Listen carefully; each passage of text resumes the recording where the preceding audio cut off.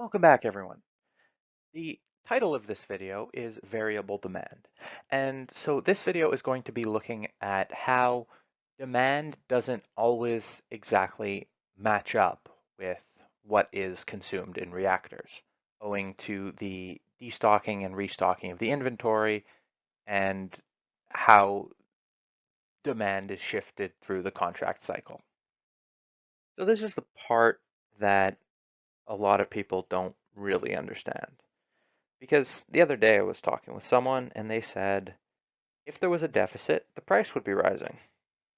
To which I said, normally, yeah, but that logic is circular because you'd think that if there was a deficit and people were trying to buy as much as was being consumed, well, then the price would be rising.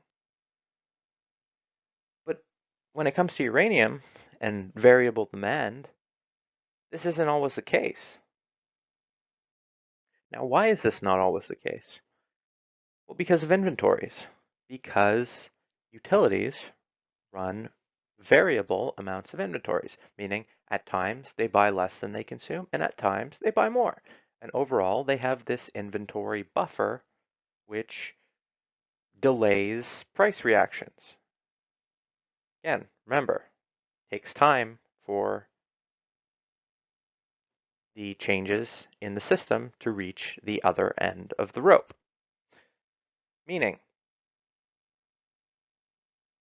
sometimes they think there's plenty of uranium, or they have plenty of uranium, and so they don't need to buy as much. Now, historically, they've FOMO'd, but this doesn't need to happen, and you don't need to bet on them FOMOing for the price to go up. But historically, you look and I don't know how better to say it than FOMO'd. They buy more as the price is going up. And really, if you think about how even stocks work, when things are going down or when things are flat, nobody cares. Then the price is going up and people are buying because other people are buying. Then you look at where we are. Well, let's say we were around average inventory levels, average historical, strategic, whatever you want to call it. Let's say we're at average now. Well, we've been through in a previous segment that it is highly likely that if the market were in a decent deficit now, and it's highly likely that it would be for at least 2 more years. Meaning,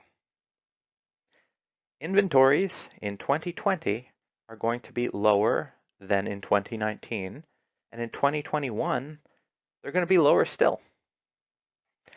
Now, why is this relevant? Well, that means if we're at average now, then you don't have to bet on it, but it would be logical to think that at some point in the future, the utilities might consider getting back to average because, as the points of this slide show, they're going to be going below average if they're at average now. Meaning, in the future, when they want to, let's go with if they want to get back to the average level of inventories. Well, how long will it take for the market to get back to a balanced state? And then, what price would that take? And then, what price would it take to add a little bit of demand to maybe get them back to average? Then again, you don't have to bet on this. Now, when I looked at the WNA slide where they had the low case, mid case, high case, base case, whatever you want to call the cases, I laughed and I was talking with a friend about this. And I don't mean to at all criticize the slides because there's too many factors and they can't talk about everything because of archaic regulations, let's call it. But anyway, what I was laughing and talking with a friend about is you could look at these scenarios and you could make two vastly different arguments, and both are supported by the slides. First argument, there's plenty of uranium, no matter what the price, doesn't matter, price 25 bucks, there's enough uranium. If just looking at the charts, you could make that argument. Two, just looking at the charts, you could make the argument that there is not enough uranium no matter what the price is. Now, why is this? Well, if you look at the low case for demand and the high case for supply, well, then it looks like plenty of uranium. But if you look at the high case for demand and the whatever case for supply, well, then you could easily make the argument, well, there's just no matter what, not enough uranium. Now, of course, the supply depends on price, but the point is, looking at just that in isolation, you could make either of these arguments. And a whole lot of like investors, let's say it, some people, if they see the price going up, I'll bet like if the price is flat, I'll bet you can guess which one the narrative would be. And if the price was going up, I'll bet that you could think which one the narrative would be. See what I did there? They're different answers, but you probably figured that out. Now, let me ask you, if the price moved up 50% in 6 months, let's say from, I don't know, 30 to 45, that's 50%. Which narrative do you think people would be thinking? People who might not have done all the research and might not have figured things out, or who did?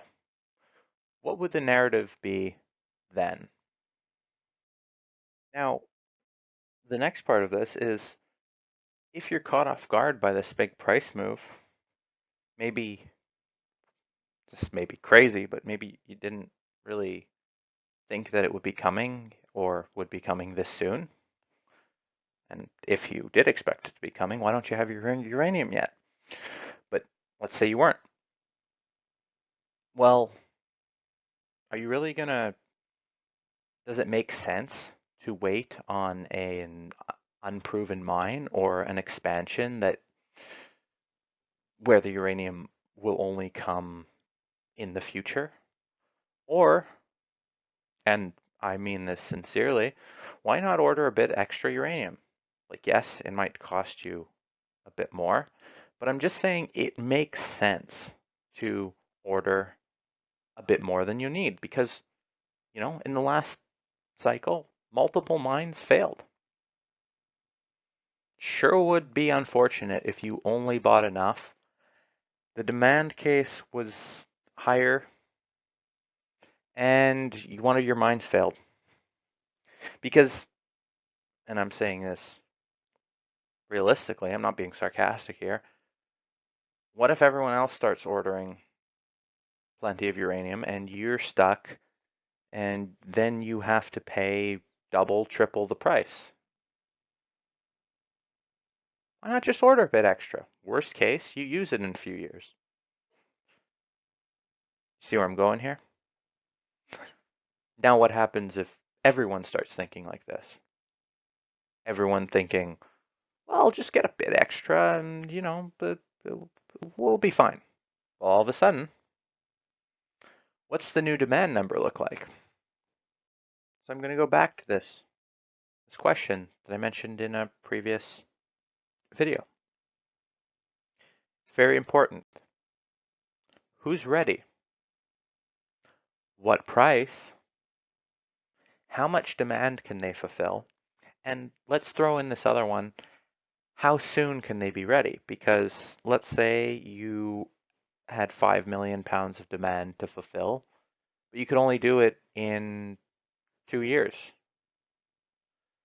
Well, then what happens to that 5 million pounds in the year -1 and 5 million pounds in the year -2 or 0, depending on how you look at it? Well, that's 10 million pounds, where you better hope that you have some other uranium to fulfill that. Otherwise, guess what? Year 3, you're more so looking at 15 million pounds of demand. Now, because uranium is purchased on contracts, this whole process of underbuying or overbuying or varying the amount of demand based on opinions is generally referred to as the contract cycle. And you can look through history at how that has worked and when volumes have picked up and how concentrated or not concentrated those volumes have been. Thanks for watching, everyone. If you've made it to this point, I applaud you. If you enjoyed, you might also enjoy the other episodes in this series, and they will be all out eventually, and probably some have been released already. As always, nothing I say is investment advice. This is all just what I'm seeing, how I'm thinking about the sector, and what I view as relevant. So with that, I will leave you there and have a great day.